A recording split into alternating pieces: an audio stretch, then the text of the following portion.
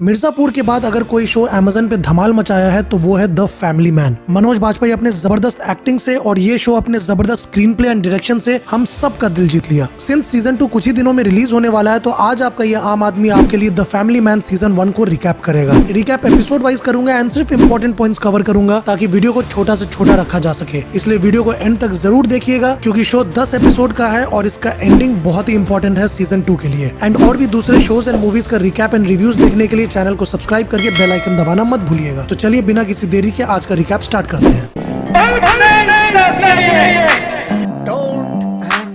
रिश्ते में तो हम तुम्हारे बाप होते हैं।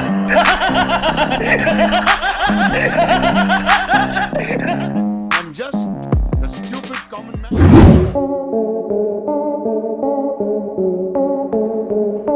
कोची के अरेबियन सी में Indian coast guards 3 ISIS terrorist को कैप्चर करते हैं और इनके ट्रांसपोर्टेशन का काम फोर्स 1 को दिया जाता है अंडर टास्क सुपरविजन। टास्क यानी threat analysis and surveillance cell basically एक ऐसा ऑर्गेनाइजेशन है जो किसी भी तरह के थ्रेट को पहले ही डिटेक्ट करता है और उसे रोकने की कोशिश करता है। और इसी ऑर्गेनाइजेशन में काम करता है Srikant Tiwari played by none other than Manoj Bajpayee. अभी आईसिस के लोग मुंबई में भागने का कोशिश करते हैं जिसकी वजह से गोलीबारी होने लगती है और 3 में से एक टेररिस्ट मारा जाता है और एक बुरी तरह घायल हो जाता है और तीसरा टेररिस्ट मूसा को श्रीकांत किसी तरह कन्विंस कर लेता है सरेंडर करने के लिए और मूसा एंड आसिफ को हॉस्पिटल में एडमिट कर दिया जाता है। दूसरी तरफ पाकिस्तान में मेजर समीर एक ऐसा मिशन प्लान कर रहा है जिससे इंडिया को पाकिस्तान की पावर का अंदाज हो जाएगा और वो उस मिशन का नाम मिशन जुल्फिकार रखता है। वहीं फैमिली लाइफ में श्रीकांत की बेटी धृति को स्कूल वाले धृति की हरकतों की वजह से सस्पेंड करने वाले रहते हैं और श्रीकांत की फैमिली को नहीं पता रहता है कि वो टास्क के लिए काम करता है। एपिसोड के लास्ट में ये दिखाया जाता है कि एक आदमी स्कूटर पे बॉम्ब प्लांट करके स्कूटर को वहीं छोड़कर चला जाता है। बॉम्ब स्क्वाड की बहुत कोशिश करने पे भी मुंबई के काला घोड़ा स्टैचू के पास बॉम्ब एक्सप्लोड हो जाता है जिसकी वजह से टास्क पे प्रेशर बढ़ जाता है बॉम्बर को ढूंढने के लिए। वहीं टास्क के चीफ एनालिस्ट को खबर मिलता है कि 3 गेमिंग इंजीनियर्स आईसिस टेररिस्ट से लिंक्ड है और श्रीकांत अब उन्हें पकड़ने का प्लान करता है। तीनों गेमर्स पकड़ा जाते हैं और इंटरोगेशन के दौरान ये बोलते हैं कि उनको एक ड्रॉप बॉक्स में कुछ मैसेज आता है और वो उस मैसेज को फॉलो करते हैं। वो ये भी बताते हैं कि उस आईसिस वाले से वो लोग फेस टू फेस कभी मिले नहीं है और सिर्फ फोन पे ही बात हुई है और वो ड्रॉप बॉक्स विक्टोरिया कॉलेज के हॉस्टल के सामने है जिसकी वजह से उनको लगता है कि वो आईसिस वाला बंदा विक्टोरिया कॉलेज का एक स्टूडेंट है और उसी हॉस्टल में रहता है।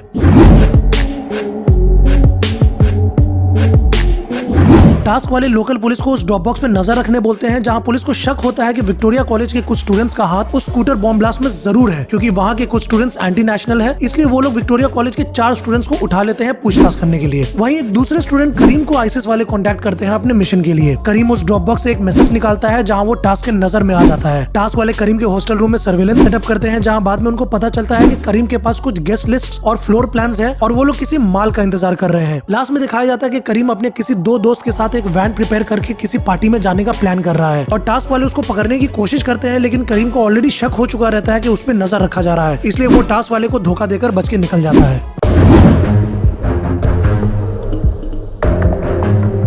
इस एपिसोड में श्रीकांत को शक होता है कि उसकी बीवी सुचित्रा का अफेयर चल रहा है उसके कलीग अरविंद के साथ, इसलिए वो सुचित्रा का फोन ट्रैक करता है जबकि सुचित्रा सिर्फ न्यू जॉब ऑफर से रिलेटेड अरविंद के साथ डिस्कस करने गई थी। दूसरी तरफ टास्क वाले किसी तरह करीम का लैपटॉप हैक कर लेते हैं जहां उनको ये पता चलता है कि अटैक किसी एमपी देशपांडे के घर में होने वाला है जहां एक बर्थडे पार्टी चल रहा है। टास्क वाले उनको पकड़ने के लिए रोड ब्लॉक करते हैं जहाँ करीम और उसके 2 साथी और टास्क वालों के बीच में गोलियां चलने लगती है जिसमें तीनों मारे जाते हैं। मरने से पहले करीम अपनी गर्लफ्रेंड जोनाली के लिए एक मैसेज छोड़ जाता है और कैमरा को एक अबैंडन कार में छुपा देता है। इनके मरने के बाद जब बॉम्ब स्क्वाड इनके वैन को चेक करने आता है तो पता चलता है कि इनका प्लान एमपी देशपांडे के पार्टी में सबको बीफ खिलाने का था, ना कि उनको बॉम्ब से उड़ाने का, क्योंकि वैन में सिर्फ बीफ भरा हुआ था। इस गलत शूटआउट की इंक्वायरी से बचने के लिए टास्क वाले इन तीनों को टेररिस्ट घोषित कर देते हैं। इससे परेशान होकर श्रीकांत बहुत पी लेता है और घर पे सुचित्रा के साथ झगड़ा करने लगता है जहाँ वो सुचित्रा पे इल्जाम लगाता है कि उसका और अरविंद का अफेयर चल रहा है। वहीं एपिसोड के एंड में ये दिखाया जाता है कि जो 4 स्टूडेंट्स को पुलिस उठाए थे इंटरोगेशन के लिए उनको छोड़ दिया जाता है लेकिन उनमें से ही एक बंदा रहता है जिसने स्कूटर में बॉम्ब डाला था।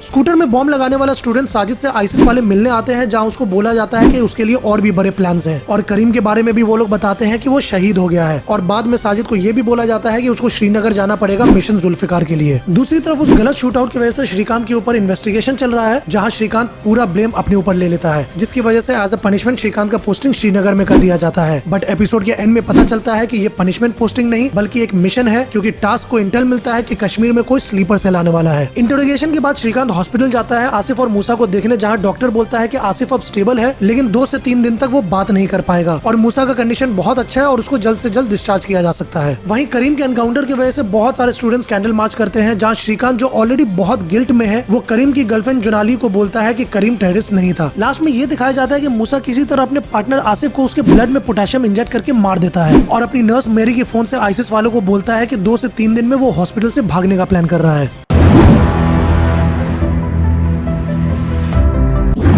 इस एपिसोड के स्टार्ट में फ्लैशबैक दिखाया जाता है कि मूसा आईसिस का टॉप एजेंट है जो इस्तांबुल में एक टेररिस्ट अटैक को अंजाम दिया था, जहां वो 270 लोगों को मारा नर्व गैस के थ्रू, और इससे खुश होकर मेजर समीर मूसा को मिशन जुल्फिकार के लिए चुना था। कहानी अब प्रेजेंट में आती है, जहां आसिफ के मौत का रीजन कार्डियक अरेस्ट बताया जाता है, जिसके बाद हॉस्पिटल में सिक्योरिटी कम कर दिया जाता है। वहीं श्रीकांत कश्मीर में अपनी करंट सीईओ सलोनी के साथ फ्लर्ट करता है, जो एक्चुअली में उसकी एक्स गर्लफ्रेंड थी, और दूसरी तरफ सुचित्रा अरविंद के नए ऑफिस में अपना जॉब स्टार्ट कर देती है। अब श्रीनगर की टीम बशारत नाम के एक आदमी को ट्रैक करते हैं, जो बेसिकली सारे टेररिस्ट एक्टिविटी को हैंडल करता है कश्मीर में, और सलोनी और श्रीकांत को यकीन है कि वो स्लीपर सेल बशारत को जरूर कांटेक्ट करेगा। अब श्रीकांत जब बशारत के बारे में रिसर्च करता है तो उसे एक इमेज में फेशियल रिकॉग्निशन सिस्टम के थ्रू ये पता चलता है कि मूसा अल कातिल है, और अल कातिल एक आईसिस टेररिस्ट है जो FBI की मोस्ट वांटेड लिस्ट में नंबर 6 पे है। ये देखकर श्रीकांत शॉक्ड हो जाता है और उसी वक्त अपने पार्टनर तलपड़े को फोन करके बताता है और हॉस्पिटल में सिक्योरिटी बढ़ाने को भी बोलता है और सबको अलर्ट रहने के लिए भी बोलता है। हॉस्पिटल में 4 टेररिस्ट अटैक कर देते हैं अल कातिल यानी मूसा को निकालने के लिए, जिसमें फोर्स 1 के मेंबर्स पाशा और जयेश की मौत हो जाती है और मूसा अपनी नर्स मेरी को मारकर भागने में कामयाब हो जाता है।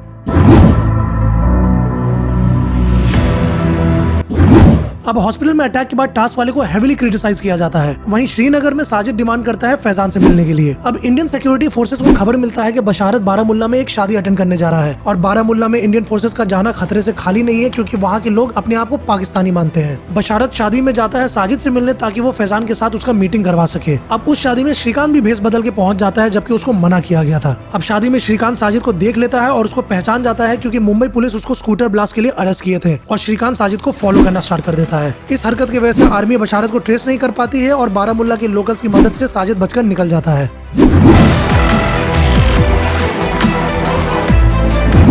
श्रीकांत का यूएस फोर्स के साथ एक डील की हेल्प से यूएस वाले फैजान को पाकिस्तान में पकड़ लेते हैं, और दूसरी तरफ श्रीकांत एक अंडरकवर रॉ एजेंट की हेल्प से बलूचिस्तान एंटर करता है। वहाँ श्रीकांत एक पाकिस्तानी एजेंट बनकर फैजान को रेस्क्यू करने आता है, उससे मिशन जुल्फिकार का इन्फॉर्मेशन निकलवाने, जहाँ उसे ये पता चलता है कि टेररिस्ट दिल्ली में एक नर्व गैस रिलीज करने वाले हैं। नर्व गैस को ऑलरेडी कश्मीर में स्मगल कर दिया गया है और वो एक ट्रक के थ्रू दिल्ली के रास्ते में है। वहीं फैमिली लाइफ में सुचित्रा अरविंद के साथ लोनावला गई हुई है एक बिजनेस मीटिंग के सिलसिले में, और सिंस सुचित्रा की बेटी धृति घर पे अकेली है तो वो अपने दोस्त के घर चली जाती है पार्टी के लिए, और अथर्व जो बेटा है उसको श्रीकांत का एक गन मिल जाता है, जिससे वो खेलना स्टार्ट कर देता है, बट इवेंचुअली उसको पिल्लो के नीचे रख के छुपा देता है जैसे ही धृति घर वापस आती है।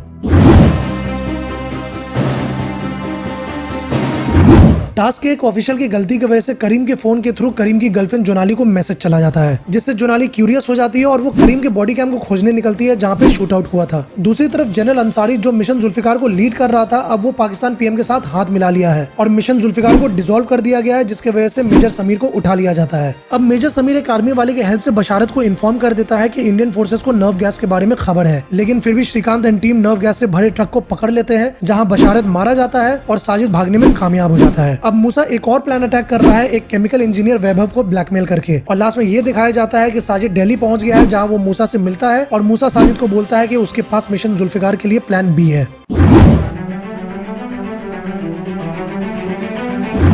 टास्क वालों को एहसास होता है कि मिशन जुल्फिकार अभी खत्म नहीं हुआ है और मूसा एक Bhopal gas tragedy type plan attack कर रहा है दिल्ली में। दूसरी तरफ साजिद उस केमिकल इंजीनियर को ब्लैकमेल कर रहा है ओरियन केमिकल प्लांट में एंट्री लेने के लिए। वहीं करीम की गर्लफ्रेंड जुनाली को बॉडी कैम मिलता है, जिसमें करीम के रिकॉर्डिंग्स थे। करीम उसमें ये रिकॉर्ड किया हुआ था कि वो और उसके साथी बीफ लेकर MP के पार्टी में जा रहे हैं, और शूट आउट के टाइम की रिकॉर्डिंग के वक्त श्रीकांत भी कैमरा में कैप्चर हो जाता है, जहाँ करीम बोलता है कि ये लोग उन्हें कुत्ते की तरह खोज के मार रहे हैं। अब मूसा के आदमी एक वाटर टैंक चुराते हैं ताकि उसे एक रिएजेंट की तरह यूज किया जा सके टॉक्सिक रिएक्शन के लिए। मूसा और साजिद केमिकल प्लांट पहुंचते हैं, जहां मूसा वैभव को मार देता है और टॉक्सिक गैस की रीडिंग को ऐसा सेट करता है कि 2 घंटे के अंदर में दिल्ली में हर कोई मर जाएगा। टास्क के मेंबर्स जोया और मिलिंद भी केमिकल प्लांट पहुंचते हैं, जहां उनका मूसा के लोगों के साथ फायरिंग चालू हो जाता है। दूसरी तरफ श्रीकांत मूसा की मां से मिलता है और न्यूज में एक वीडियो रिलीज करता है, जहां मूसा की मां उसे सरेंडर करने बोलती है। ये न्यूज देखकर और ये भी देखकर कि उसकी खुद की मां दिल्ली में है, वो टॉक्सिक गैस को रिलीज होने से रोकने के लिए वापस जाना चाहता है, लेकिन साजिद मूसा को पहले रोकता है और उसके ना रुकने पे साजिद मूसा को मार देता है। तो गाइस लास्ट का क्लिफ हैंगर ये था कि एक तरफ टास्क वाले खुश है कि मूसा का डेड बॉडी मिल गया है,